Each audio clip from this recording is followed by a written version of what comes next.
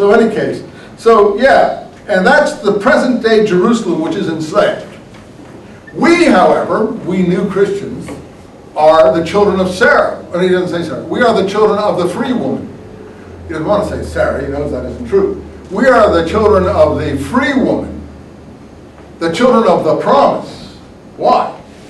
Oh, because we are free of the Mosaic law.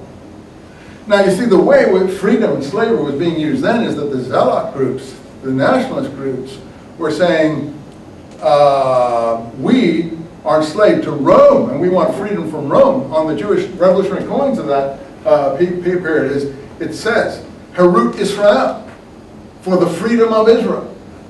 That's what the back of the revolutionary coin said. Or Geulat Israel, for the redemption of Israel.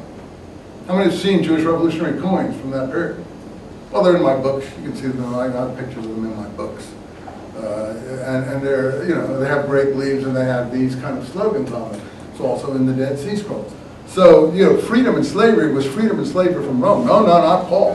Freedom and slavery is freedom and slavery to the law of Moses. So at the end of Galatians, he then says, tell those who are troubling you, meaning the people who are demanding that you first convert and circumcise before you were heir to the promises, I wish they would themselves cut off. Meaning, I wish they would their own gonies cut off, basically, is what he's saying, because the Romans viewed circumcision as a kind of castration. And so that's what is going on beneath some of his letters. I'm just trying to say how this mindset got going. See, because this is Jewish messianism it's supposed to begin with. But I think Jewish messianism died in the first two uprisings in Palestine. Real native Palestinian messianism. Now, I hate to say that it went into Islam, but to some extent it did, and the Muslims wouldn't like to hear that. But the Pharisee party disassociated itself from all this.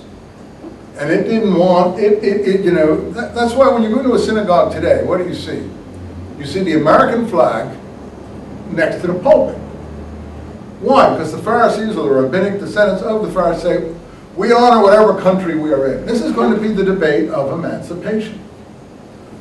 Are we Frenchmen of the Hebrew persuasion, or are we Jews? What Herzl saw was that you couldn't be a Frenchman of the Jewish persuasion.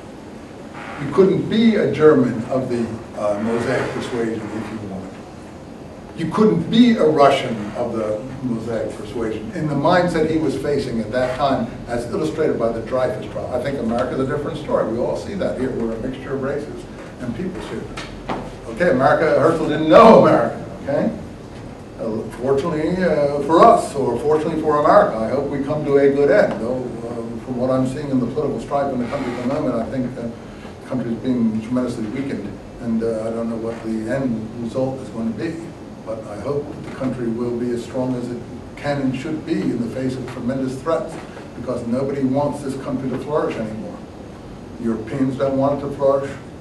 They are extremely jealous of it, and I hate to put it that way. They don't recognize the tremendous gifts that this country gave it. They want to blame it for every little thing that's going on in the world. The Middle East don't want this country to flourish on the whole, and celebrate any backward step and so on. It's a very difficult time. I don't know about the Far East. I don't want to speak for that. But you know, it is a very difficult time for the American people, and I don't know as I understand it. But anyway, Herzl and those people didn't know about America. There are a lot of people here in the world don't want America to flourish. That's all I can tell you. So the whole issue was, and Hitler, I think, settled that in Europe, unfortunately, and Russia continues on that, in that manner today. You can't live as a Jewish German or a Jewish Frenchman, is what Herzl saw in the Dreyfus trial. That we must have sovereignty. We must have a country. We must go back to the national dream, if you want to call it that. That's the only way we're going to survive. Well, as I said, his family didn't survive. Mendelssohn's family all converted, and so on and so forth and so on and so forth. So, well, why should they convert? That's great. Well, yes, if conversion were to something that wasn't a kind of self-hatred, if the thing you were converting to didn't have all the elements in it of the kind I just laid out for you to some extent, and I can lay out a lot more of it, yeah, it would be possibly an honorable thing to do if that's how you wanted to live. But I don't think it's an honorable thing to do in the circumstance of what's happened over the last 2,000 years, in the circumstance of what happened in Palestine in the wars that we just saw, and what happened to them under the Romans, and what happened in the last century in the Holocaust. In the face of that, I think it's a desertion, and it's dishonoring the people who did stick it. So, to me, those things are very, I'm just giving you my view to say, because I'm saying, well, conversion, to my mind, is, fortunately for many of you, you don't have to face this problem. You're born in the tradition that you're in, and so you have to wrestle with your tradition in the way, in that way. But in the Jewish thing, the Jew is always faced with the thing about conversion. So you convert, to some extent you'll be left alone. At least that was the thinking. And it was true up until the 1940s, to some extent. And that's why Mendelssohn's people all went. And that's why people, as we'll see, this poet, Hesse, what's his name? He's the lyric poet of the German people, Heinrich Heine. Also, this other thinker we're going to meet, Moses Hess. All these people converted and then went back. Heinrich Heine went back. Karl Marx, all converted.